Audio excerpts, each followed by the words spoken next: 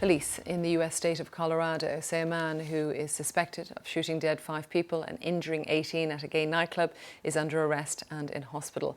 President Biden has said there's no place for violence, hatred and bigotry in the United States. Our North America correspondent Peter Bowes reports. And we hold the light in remembrance of those we love. A church vigil hours after the shooting to honour those who died. This is a community still numb with shock and anger. The attack happened on the eve of a day meant to remember transgender people killed in violent assaults. Investigators say they're looking into whether the suspect was motivated by hate. The service was addressed by Colorado's Governor, Jared Polis, who in 2018 became America's first openly gay man to be elected governor. And I feel that same pit in my stomach as so many of you today do. A feeling that's sadly all too familiar. There'll be more information in the next days and hours about who or where or why, but ultimately there's no answer to an unspeakable act of evil. The shooting happened shortly before midnight during a dance party at Club Q. The police were on the scene within minutes, but it was 2 club goers that brought the attack to an end when they tackled the suspect. Their actions have been hailed as heroic by the authorities. Joshua Thurman was inside the club. He took shelter inside a dressing room after hearing the gunshots. This is the only LGBTQIA+ place in the entire city of Colorado Springs. What are we supposed to do? Where are we supposed to go? How are we supposed to feel safe in our environment when it just got shot at? The suspect is 22-year-old Anderson Lee Aldridge. He was also injured and is being treated in hospital.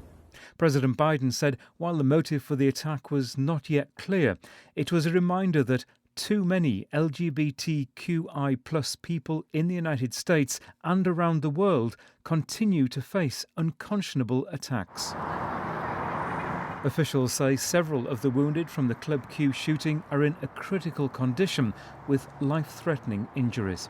Peter Bowes, BBC News. Thanks to Peter.